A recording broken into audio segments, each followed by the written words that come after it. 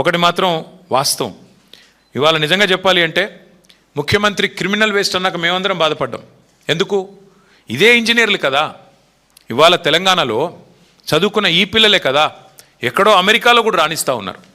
ఎక్కడో అమెరికాలో ఐటీ రంగంలో ఇవాళ మన పిల్లలు ప్రపంచాన్ని శాసిస్తూ ఉంటే ఆ ఇంజనీర్లను పట్టుకొని ఇవాళ తెలుగు రాష్ట్రాల పిల్లలందరూ హైదరాబాద్లో చదువుకున్న వాళ్ళు లక్షల మంది ఉన్నారు అమెరికాలో. వాళ్ళందరూ క్రిమినల్ వేస్టా? వాళ్ళు చదువుకున్న డిగ్రీలు నిష్ఫలమా? ఏది క్రిమినల్ వేస్టు? 89 కేసులు, అత్యధిక క్రిమినల్ కేసులున్న వ్యక్తిని ముఖ్యమంత్రి చేయడమే క్రిమినల్ వేస్ట్. అత్యధిక క్రిమినల్ కేసులున్న వ్యక్తిని ముఖ్యమంత్రి చేయడం కాంగ్రెస్ పార్టీ తీసుకున్న నిర్ణయం, దట్ ఈస్ క్రిమినల్ వేస్ట్. అసలు క్రిమినల్ వేస్ట్ అంటే ఏంటి?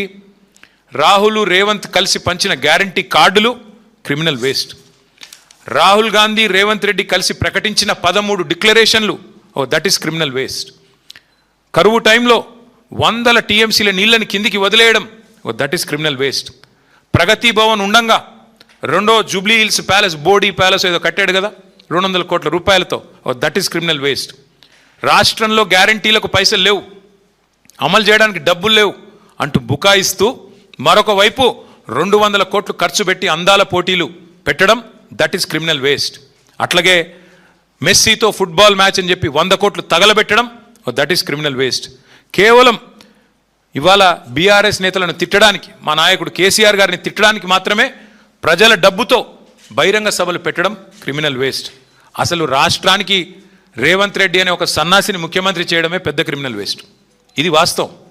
ఇవన్నీ పక్కకు పెట్టి వాళ్ళ రాహుల్ గాంధీ గారు ఏదేదో మాట్లాడుతున్నాడు. నేను అడుగుతా ఉన్న, ఇంజనీర్లను ఇన్సల్ట్ చేసే అధికారం నీకు ఎక్కడిది? నీ జీవితంలో రేవంత్ రెడ్డి నాకు తెలిసి నకలు కొట్టుకే పాస్ అయిన కేసు ఇది. ఏం చదివిండో కూడా డౌటే నాకు. చదివిండా లేదా సప్లిమెంటరీ పరీక్ష పాస్ అయ్యిందా నాకైతే డౌటే. ఎందుకంటే ఆయనకి సప్లిమెంటరీ పరీక్షలు పాస్ కావడం కూడా ఆయనకి కొత్త ఏం కాదు.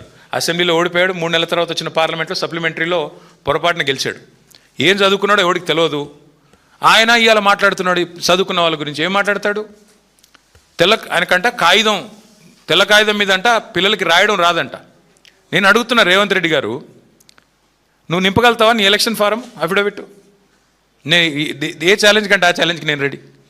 నీ ఎలక్షన్ అఫిడవిట్ నింపరా అయ్యా, నువ్వు చూస్తా నీకేం చదవచ్చో ఏమొచ్చో నేను కూడా చూస్తాను. పెద్ద మాటలు మాట్లాడుతున్నాడు.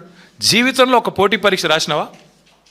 ఒక్క పోటీ పరీక్ష ఏదన్నా కాంపిటేటివ్ ఎగ్జామ్ పొరపాటున ఎప్పుడన్నా జీవితంలో ఒక ఇంటర్వ్యూకి అటెండ్ అయినావా? ఏం తెలుసు నీకు పిల్లల గురించి?